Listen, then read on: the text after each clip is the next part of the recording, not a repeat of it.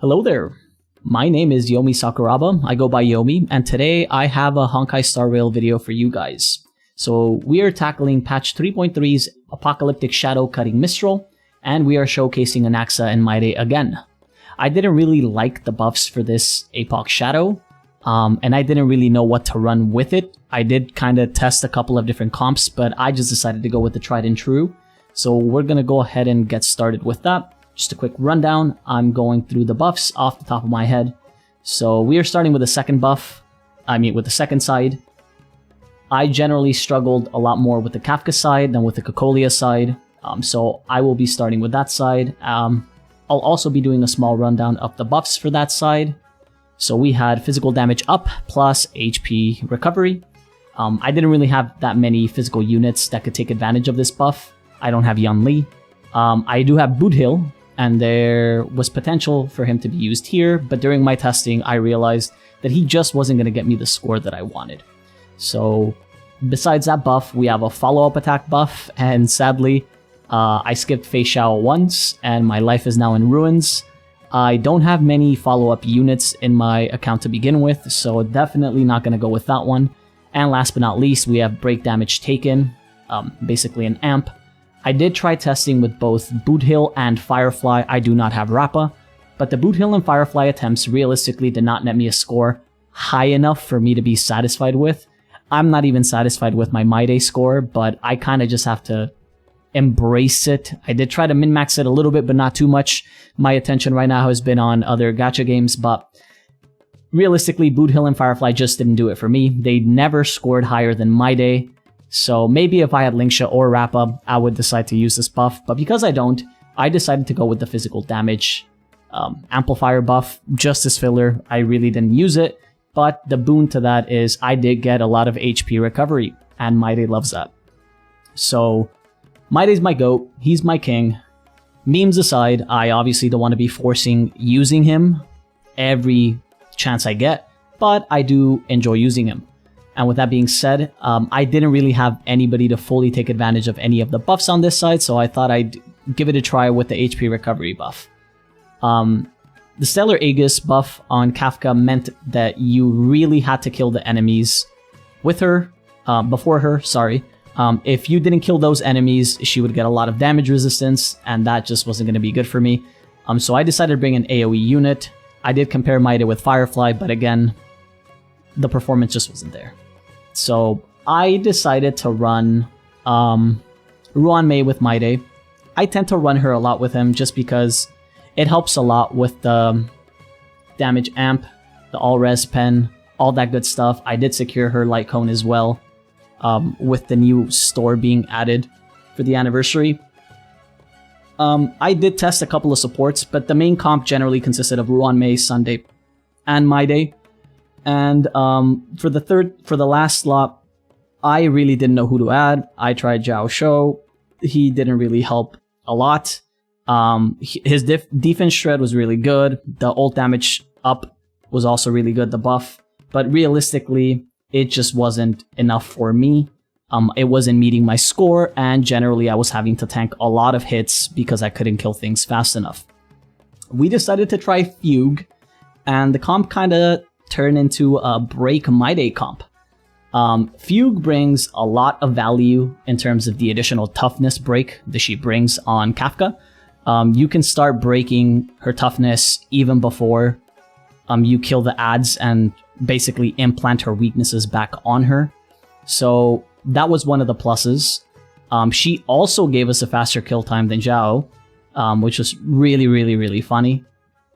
So I kind of just went with her. We're doing sustainless on both sides. It's kind of just a thing that I like to do. It generally does net you a higher score, but at the same time, I obviously like to embrace the challenge of running no sustain.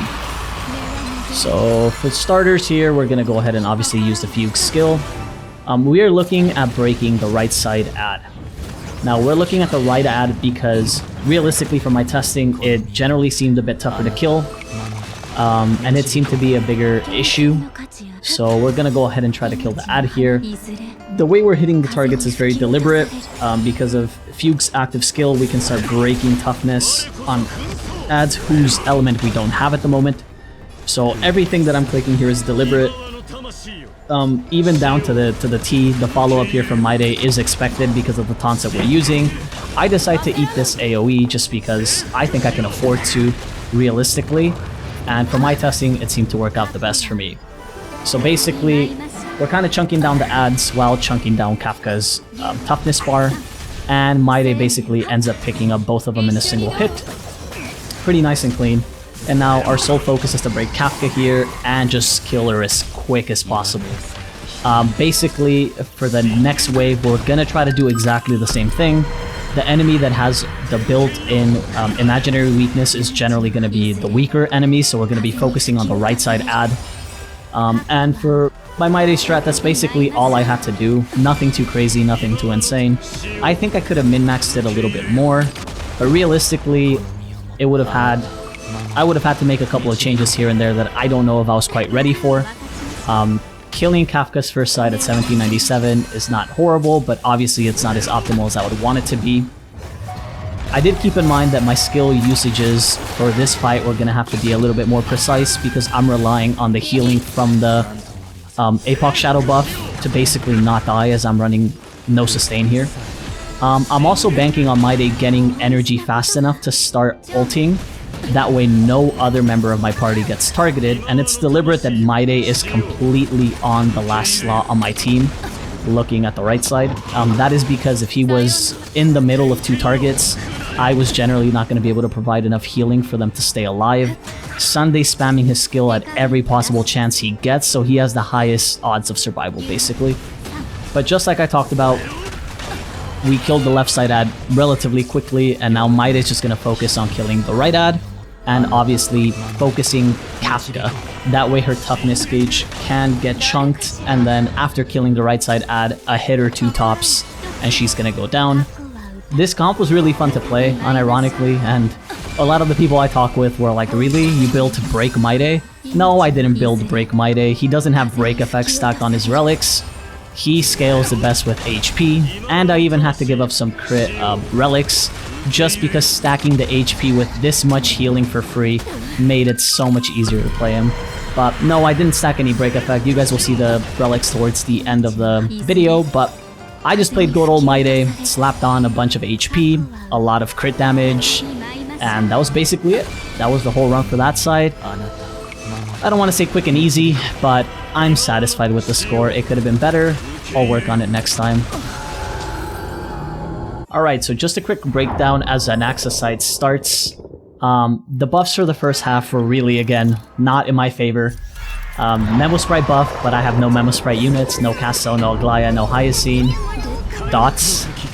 Really? Who? Barely knew her. Dots are not that good anymore. And crit damage on ultimate. It felt good with certain units like Acheron, but realistically, it didn't net me a better score than Anaxa, and that's because Anaxa goes really well with one of the quote-unquote restrictions or buffs for this Phase 1, which is called Tenacious Resolve. The more weaknesses implanted on Cocolia, the more damage she takes.